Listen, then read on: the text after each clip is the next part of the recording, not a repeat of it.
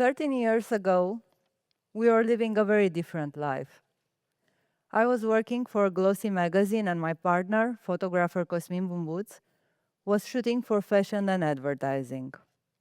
We both dreamed of doing more: documentary photography for him, narrative journalism for me. We longed to travel, meet people, publish ambitious stories, and of course, gain recognition. But the media context in Romania was none too friendly to narrative journalism and documentary photography. Newspapers and magazines closed down left and right. We were told people no longer read long, profound pieces. There was no money for them, and journalists were kept in the newsrooms instead of going out in the field. And so, in 2013, we decided to move into a second-hand campervan and start on a documenting journey across Romania. We didn't have a clear plan. We had won some journalism grants, so we began working on social investigations on marginalized communities, extreme poverty, domestic violence, and the world of prison inmates. We lived among the people we were documenting, which allowed us to do field work without the costs that used to put pressure on our work. The van became our newsroom and our home, and in the years to come, it would reshape how we saw life and practiced journalism. A few things about myself. I'm a chicken. I'm afraid of heights, of the dark, and of whatever unknown may enter my life. I'm allergic to dust and have a chronic heart condition. I would choose comfort over adventure any day. My partner, Cosmin, is the anxious type. He's always worrying about something. Any small thing can keep him awake at night. And when your home is a car, that can be a group of young people drinking beer in the parking lot in which you're trying to sleep. We're not built for adventure. We're not globetrotters. Our living in a camper van is dictated by circumstance. We wanted to do our jobs, and this was the most practical solution we could find. During the first years, we documented extreme poverty with this as our starting strategy. Write about the system through individual stories, find people who are relevant to and illustrative of the situations Romania was facing, create multimedia materials, and innovate. We parked our camper van in a village in Covasna County, and all we believed about journalism changed. We had never seen extreme poverty, never known what it's like to live on the fringe of society with no running water nor electricity, without even an improvised outhouse. We had never seen open sores on babies growing up without diapers, in their own dejections, in a household with no source of clean water. We didn't know being illiterate meant not knowing the days of the week or how old your children are. We hadn't truly realized how institutionalized racism deprives whole communities in Romania of their right to education and medical care. In Mironasa, in the northeast of Romania, we met Marian, 4 years old, who couldn't speak because no one ever spoke to him. He was born in a family with 8 children, and his mother, who had never gone to school and couldn't read nor write, was preoccupied with their basic needs, food and firewood, not with their vocabulary. Each evening, as we got ready to leave, Marian would cling to Cosmin's leg to keep us there. We were the only ones who played with him, who spoke to him. The coming years brought other stories that ripped our souls open. Maria, mother of 9 and a victim of domestic violence, was killed 3 years after we published her story. She still lived with her abuser because Romanian authorities were incapable of supporting her and many other mothers. Maria had too many children for them to be accepted together in the only shelter in the region, and didn't want to leave the children alone with their father. He killed her, then himself. Their bodies were found by the children. Petrișor, who grew up in an orphanage and whom we met at the underage penitentiary in Craiova, southwestern Romania, kept calling us for months after we left, though inmates are only allowed to contact a few approved numbers, usually their attorney and family, and phone calls are expensive. Petrișor reached out to us because he had no one else outside the prison. This should be a basic lesson for a journalist. People are not characters. Their lives are not subjects. Do not use vulnerable lives for narrative effect. Spend time in a community and listen. Truly. Create space for their voices to be heard, rather than speaking in their name. I used to think a journalist should be a fly on the wall, that their presence shouldn't alter reality. But the people I've met have changed my reality and made me question my role. How can my work protect victims of domestic violence when it failed to protect Maria and her children? What does it change for Petrișor and Marian? How do I tell these stories without making them mine? What does meaningful journalism look like in the face of systemic injustice? I am still trying to find answers to some of these questions.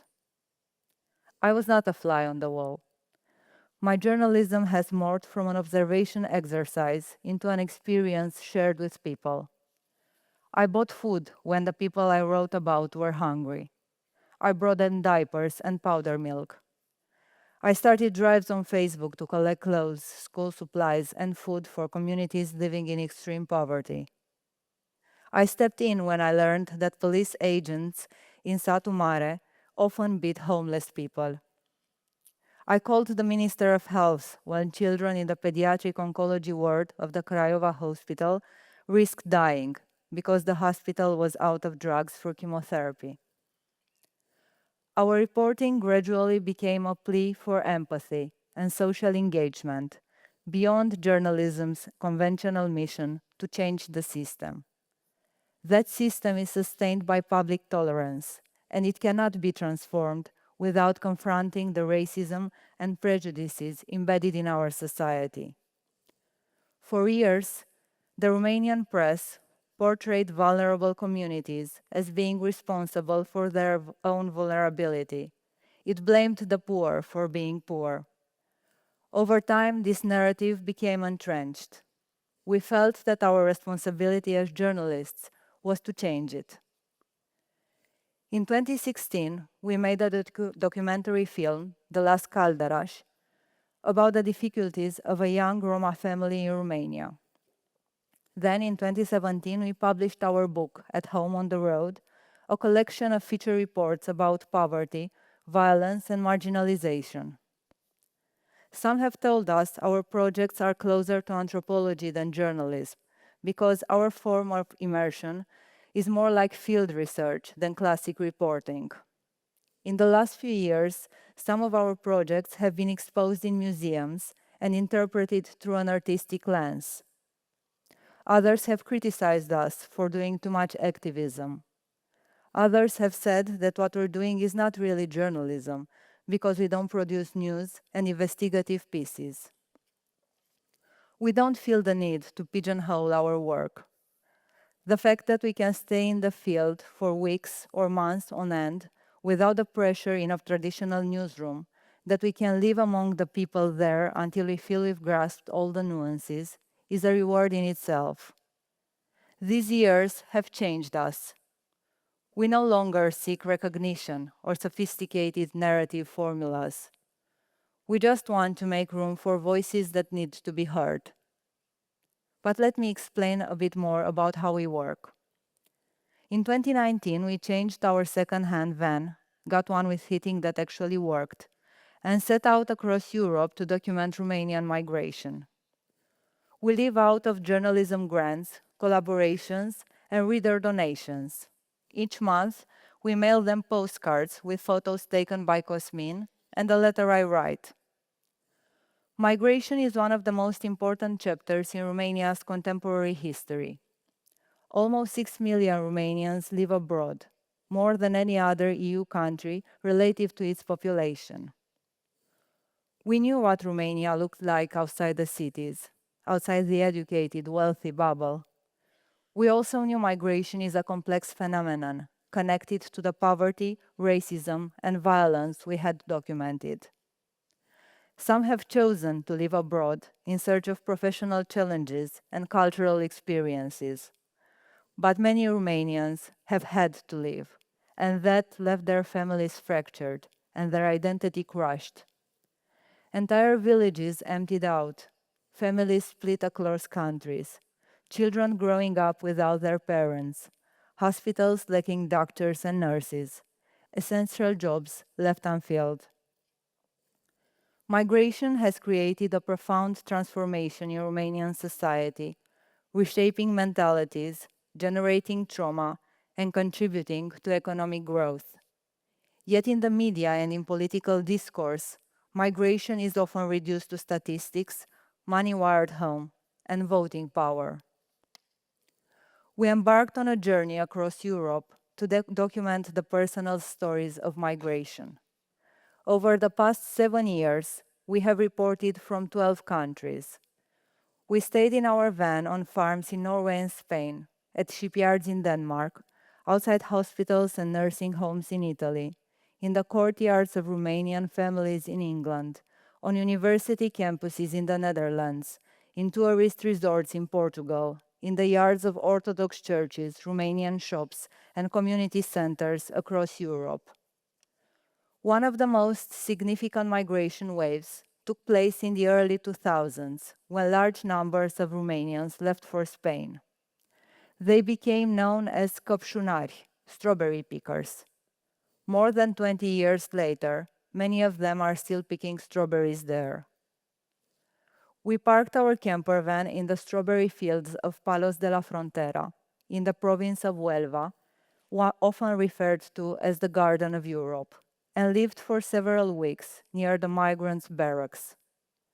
We followed them to work, to the shops, into the makeshift life that unfolded among the greenhouses, a parallel neighborhood in the fields where seasonal workers set up improvised stalls selling clothes and hygiene products, trade in smuggled cigarettes, and gather for late-night Manele concerts.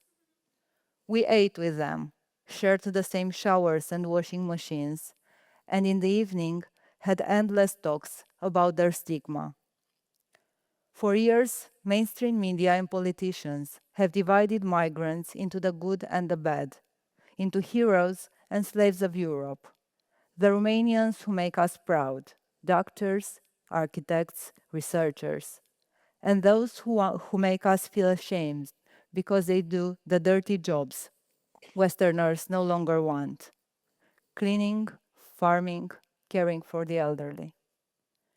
The stories of Romanian migrants remained untold because many did not see themselves reflected in these narratives. Căpșunari carries a derogatory tone in Romanian. It refers to those working in the strawberry fields, but it has long been used as a label of shame.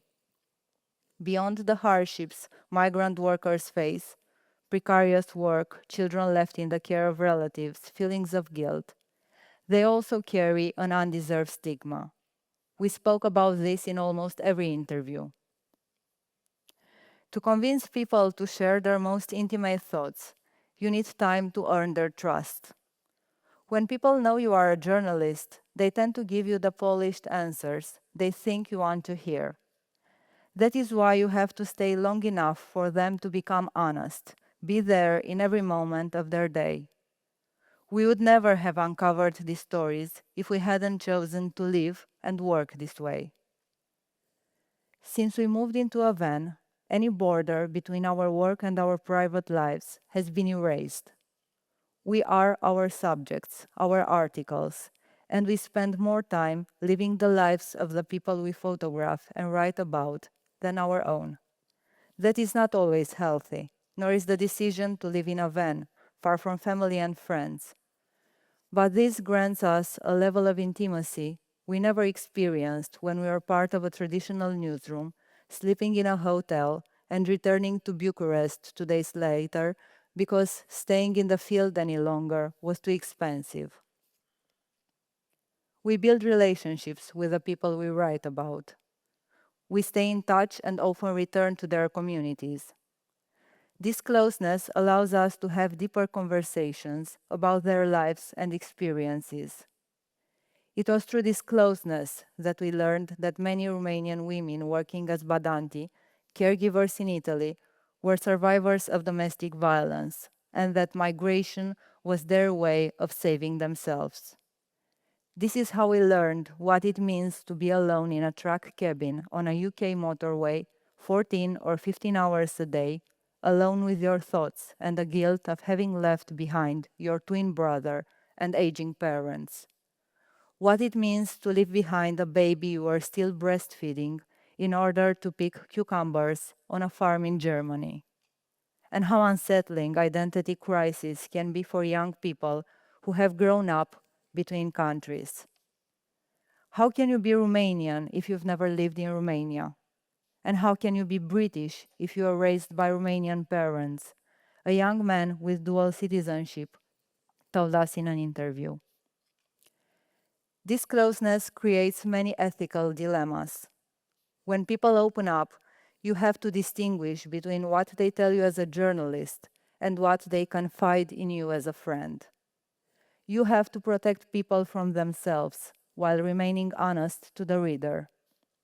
You understand better than them the impact public exposure can have, and you must decide what can be made public from intimate conversations about family, disappointments, and the humiliations brought by the experience of migration. It's a heavy responsibility, but it's better than recording polished answers. Over the last few years, social media has changed our work as journalists. We used to ask for consent before interviewing people. Now we warn them that once their story becomes public, it may be followed by insults and negative comments online. We no longer ask, "Do you agree for your story to appear in the newspaper?" We ask, "Do you agree to be exposed to hate and judgment on social media once the article is published?" We tell them we will stand by them and go through this process together, but the decision to step into that exposure must be theirs alone. We speak openly about why someone might choose to put themselves in that position, why it matters for their voice to be heard, and why it is important to challenge the narratives that divide migrants into heroes and slaves of Europe. Most of them still say yes, as did a lesbian couple who moved to England in order to be able to live as a family, and whose story we published both in print and online in Romania's largest daily newspaper in a country that remains deeply homophobic. This decision came after a long conversation about how such stories can change a society, create understanding and empathy, and broaden the public conversation around families like theirs. Speaking openly about all these aspects makes our work easier. It allows us to follow up, to stay in touch with people, and to observe how their lives change over time. We earn people's trust because our way of practicing journalism is honest and transparent. In recent years, we have tried to be more present offline, far from the faceless comments on social media. In Denmark, we spent half a year in a large Romanian community in Skien, the country's northernmost town. We went to the shipyard, to the fish processing factory, to the port where vessels are measured, to a wind turbine factory, and to the school where Romanian children attend Romanian language classes. We wanted their stories to be seen by the entire community in Skien, so we organized a pop-up exhibition in the town center. We printed the photographs from our reports on the small printer that travels with us in the van and attached them to the camper's outer body with magnets. We slept in the town center, next to the community hall. Romanians, Danes, and tourists who happened to pass by our campervan stopped to visit. At the end of the exhibition, the Romanian migrants who recognized themselves in the photographs took them home. People are often shaken when they see and read themselves in our pieces. Someone told us it's not easy to have a mirror put in front of you, but thanked us for doing just that. This time, the mirror was hanging on our van, and we stood on the same side of it as those reflected, seeing them see themselves. The conversations went on for hours, and the lunch continued into the night, as the Romanians enjoyed the opportunity to meet and socialize. We did the same thing in a Roma community in southern Romania, which we have been following for 11 years. We had met them in Corcova, where in 2014 they still practiced their original craft as calderaș. Later, they migrated to France, the UK, Germany, eventually settling in Belgium 4 years ago. There, they work as house painters and send their children to school. But they continue to celebrate major events in Romania, and in 2023, we attended the christening party of two sisters. We took part in the preparations, as does the whole community, lending a hand for weddings and baptisms. We are mosh, a kind of faith givers to one of the girls, Maria, now 9, to whom we foretold, after her birth, that she would become a writer and one day tell her own family history. After the christening party, we held a photo exhibition in the marquee set up for the party outside the house. The children helped us. We pinned the photos along a clothesline and invited everyone. Those who recognized themselves took the pictures home at the end. We knew the photos were important to them. In their good room, we see in glass cases pictures Cosmin took and printed out 10 years ago. We don't report on people, we report with people. We owe the book about Romanian migrants we'll publish this year to the people who entrusted their stories to us. The truth is, we too have met heroes, but they weren't anything like the ones portrayed by the mainstream media. These are our heroes. Geo, a Calderaș Roma married at 12 to a 13-year-old girl, who despite racism and societal obstacles, crossed Europe, learned French, and eventually settled in Belgium, where he rented a house and enrolled his children in school. His daughters now speak 4 languages: French, Romani, English, and Romanian. The Badanti providing care for elderly people in Italy, a generation of women who sacrificed themselves to afford sending their children to university back in Romania. All the Romanians who during the pandemic kept working on farms in Spain, Germany, the UK, and Belgium, so we could have fresh fruit and vegetables in supermarkets. The Romanian doctors and nurses fighting the pandemic in the first line in Italy. All those who had the courage to tell us their stories in a complicated social and political context in which Romanian migrants were publicly condemned. These are the extraordinary stories of ordinary people. Their stories speak of courage, humanity, and hope. Journalism can spark conversations about who we are and about the unresolved traumas that still shape us. The legacy of communism, poverty, the difficult transition to democracy, violence, and migration. It can help us understand our society and our recent history beyond statistics and electoral maps.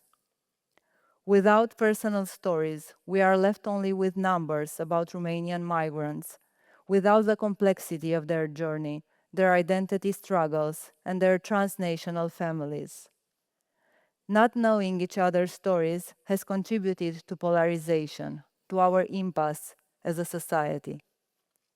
Hero stories and binary narratives feed the resentment because they fail to explain context.